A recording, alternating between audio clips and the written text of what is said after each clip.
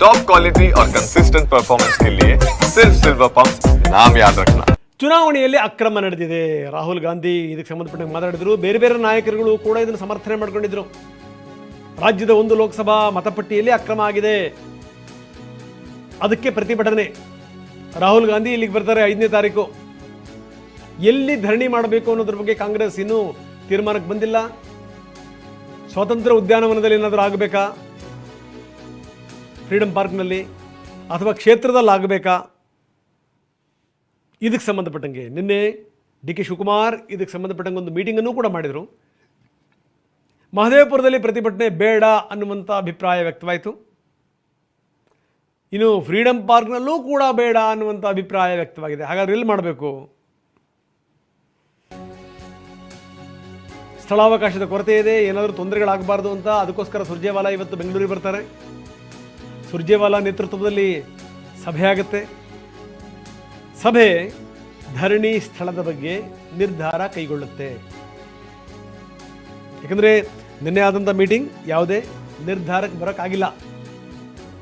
ಮಹದೇವಪುರ ಅಲ್ಲಿ ಪ್ರತಿಭಟನೆ ಬೇಡ ಅಂತ, ಮೊದಲೇ ಅಲ್ಲಿ ವಿಪರೀತವಾದಂಥ ಟ್ರಾಫಿಕ್ಕು. ಜೊತೆಗೆ ಇಲ್ಲಿ ಫ್ರೀಡಮ್ ಪಾರ್ಕ್ನಲ್ಲೂ ಕೂಡ ಅಷ್ಟನ್ನೇ ಜಾಗದ ಕೊರತೆ ಇದೆ, ಅಲ್ಲಿ ಬೇಡ ಅಂತ. ಇದು ಬನ್ನಿ, ನಮ್ಮ ಪ್ರತಿನಿಧಿ ಪ್ರಸನ್ನ ಈಗ ನಮ್ಮೊಂದಿಗೆ ನೇರ ಸಂಪರ್ಕದಲ್ಲಿದ್ದಾರೆ. ಪ್ರಸನ್ನ, ಒಂದು ಕಡೆಗೆ ನಾವು ಲೋಕಸಭೆಯಲ್ಲಿ ನೋಡ್ತಾ ಇದ್ದೀವಿ, ಲೋಕಸಭೆಯಲ್ಲಿ ಒಂದಾದ ಮೇಲೆ ಒಂದು ವಾಗ್ಬಾಣಗಳನ್ನು ಆಡಳಿತ ಪಕ್ಷ ಬಿಡ್ತಾನೆ ಇದೆ, ಸರ್ಕಾರದ ಪ್ರತಿನಿಧಿಗಳು ಬಿಡ್ತಾನೆ ಇದ್ದಾರೆ. ಈಗ ಸೀನಿಯರ್ಸ್ಗಳಿಂದ ಹಿಡಿದು ಜೂನಿಯರ್ಸ್ಗಳ ತನಕನೂ ಕೂಡ ಎಲ್ಲರೂ ಮಾತಾಡೋಕ್ಕೆ ಶುರು ಮಾಡಿಬಿಟ್ಟಿದ್ದಾರೆ. ಎಲ್ಲರೂ ಕೂಡ ಸೇರ್ಕೊಂಡು ಕಾಂಗ್ರೆಸ್ ಮೇಲೆ, ವಿರೋಧ ಪಕ್ಷಗಳ ಮೇಲೆ ಮುಗಿಬೀಳ್ತಾ ಇದ್ದಾರೆ. ಇಂಥ ಸಂದರ್ಭದಲ್ಲಿ ಕಾಂಗ್ರೆಸ್ ಎತ್ಕೊಂಡಿರುವಂಥ ಒಂದು ಸಂಗತಿ ಏನು ಅಂದರೆ ಚುನಾವಣಾ ಅಕ್ರಮ. ಮಹದೇವಪುರದಲ್ಲಿ ಆಗಿರುವಂಥ ಚುನಾವಣಾ ಅಕ್ರಮ, ಅದಕ್ಕೋಸ್ಕರ ಪ್ರತಿಭಟನೆ. ಮಹದೇವಪುರದಲ್ಲಿ ಆಗಬೇಕಾ, ಫ್ರೀಡಮ್ ಪಾರ್ಕಲ್ಲಿ ಆಗಬೇಕಾ ಅನ್ನೋದ್ರ ಬಗ್ಗೆ ಇನ್ನೂ ಕೂಡ ತೀರ್ಮಾನ ಆಗಿಲ್ಲ. ಏನು ನಡೀತಾ ಇದೆ ಪ್ರಸನ್ನ? ರಂಗನಾಥ್, ಲೋಕಸಭಾ ಚುನಾವಣೆಯಲ್ಲಿ ಮತಗಳ್ಳತನ ಆಗಿದೆ ಅನ್ನುವಂಥ ಒಂದು ಗಂಭೀರ ಆಪಾದನೆಯನ್ನ ರಾಹುಲ್ ಗಾಂಧಿ ಅವರು ಮಾಡಿದ್ದಾರೆ. ಇದಕ್ಕೆ ಸಂಬಂಧಪಟ್ಟ ಹಾಗೆ ನಾವು ಮಹದೇವಪುರ ವಿಧಾನಸಭಾ ಕ್ಷೇತ್ರದಲ್ಲಿ ಮತದಾರರ ಪಟ್ಟಿಯನ್ನು ಪರಿಷ್ಕರಣೆ ಮಾಡಿದಂತಹ ಸಂದರ್ಭದಲ್ಲಿ ನಮಗೆ ಬೇಕಾದಂಥ ಪೂರಕ ದಾಖಲೆಗಳು ಸಿಕ್ಕಿದಾವೆ ಅನ್ನುವಂತಹ ಮಾಹಿತಿಯನ್ನು ಕೂಡ ರಾಹುಲ್ ಗಾಂಧಿ ಅವರು ಹಂಚಿಕೊಂಡಿದ್ರು. ಇದಕ್ಕೆ ಸಂಬಂಧಪಟ್ಟ ಹಾಗೆ ಇದೀಗ ಕರ್ನಾಟಕದಿಂದಲೇ ಒಂದು ಹೋರಾಟವನ್ನು ಮಾಡೋದಕ್ಕೆ ರಾಹುಲ್ ಗಾಂಧಿ ಅವರು ಅಖಾಡವನ್ನು ಆಯ್ಕೆ ಮಾಡಿಕೊಂಡಿದ್ದು ಆಗಸ್ಟ್ 5ನೇ ತಾರೀಕು ಬೆಂಗಳೂರಿಗೆ ಬರುವಂಥದ್ದು ನಿಶ್ಚಿತ ಆಗಿದೆ. ಆದರೆ ಯಾವ ರೀತಿಯ ಪ್ರತಿಭಟನೆ ರೂಪರೇಷೆ ಅನ್ನೋ ಬಗ್ಗೆ ಕಾಂಗ್ರೆಸ್ ಇನ್ನೂ ಒಂದು ಸ್ಪಷ್ಟ ನಿರ್ಧಾರಕ್ಕೆ ಬಂದಿಲ್ಲ. ರಾಹುಲ್ ಗಾಂಧಿ ಅವರು ಹೇಳ್ತಾ ಇರುವಂತದ್ದು ಚುನಾವಣಾ ಆಯೋಗವೇ ಈ ಅಕ್ರಮಗಳಲ್ಲಿ ಭಾಗಿಯಾಗಿದೆ, ಮತದಾರರ ಪಟ್ಟಿಯನ್ನ ದಿಢೀರ್ ಅಂತ ಪರಿಷ್ಕರಣೆ ಮಾಡಲಾಗುತ್ತೆ, ಲಕ್ಷಾಂತರ ಮಂದಿ ಮತದಾರರನ್ನ ಪಟ್ಟಿಯಲ್ಲಿ ಸೇರ್ಪಡೆ ಮಾಡಲಾಗುತ್ತೆ, ಏಕಾಏಕಿ ಅಲ್ಲಿ ಮತದಾರರು ಇದ್ದಾಗಲೂ ಕೂಡ ಡಿಲೀಟ್ ಮಾಡುವಂತ ಪ್ರಕ್ರಿಯೆಗಳು ಕೂಡ ನಡೆದಿದ್ದಾವೆ.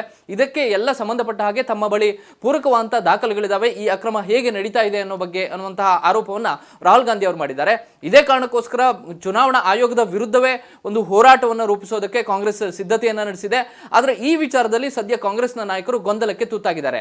ಈಗಾಗಲೇ RCB ದುರಂತ ನಡೆದ ಬಳಿಕ ದೊಡ್ಡ ಮಟ್ಟಿಗೆ ಜನರನ್ನ ಸೇರಿಸಿ ಕ್ರೌಡ್ ಕಂಟ್ರೋಲ್ ಅನ್ನ ಮಾಡೋದಕ್ಕೂ ಕೂಡ ಕಾಂಗ್ರೆಸ್ನ ನಾಯಕರಿಗೆ ಒಂದು ರೀತಿಯ ಆತಂಕ ಇದೆ.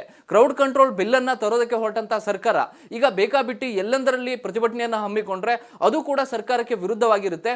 ಮತ್ತು ಈಗಾಗಲೇ ಫ್ರೀಡಮ್ ಪಾರ್ಕ್ ಅನ್ನ ಹೊರತುಪಡಿಸಿ ಬೇರೆ ಸ್ಥಳಗಳಲ್ಲಿ ಪ್ರತಿಭಟನೆ ನಡೆಸೋದಕ್ಕೆ ಕಾನೂನಾತ್ಮಕವಂತ ಅಡೆತಡೆಗಳಿದಾವೆ. ಹೀಗಾಗಿ ಸದ್ಯ ಕಾಂಗ್ರೆಸ್ ನಾಯಕರು ಇನ್ನೂ ಕೂಡ ಒಂದು ಅಂತಿಮ ತೀರ್ಮಾನಕ್ಕೆ ಬಂದಿಲ್ಲ. ಮೊದಲು ಮಹದೇವಪುರದಿಂದ ಚುನಾವಣಾ ಆಯೋಗದ ಕಚೇರಿ ತನಕ ಪಾದಯಾತ್ರೆ ಮಾಡಬೇಕು ಅಂತೇಳಿ ತೀರ್ಮಾನ ಆಗಿತ್ತು. ಆದರೆ ಅದಕ್ಕೆ ಬಿಜೆಪಿ ದೊಡ್ಡ ಮಟ್ಟಿಗೆ ವಿರೋಧವನ್ನು ವ್ಯಕ್ತಪಡಿಸಿತು.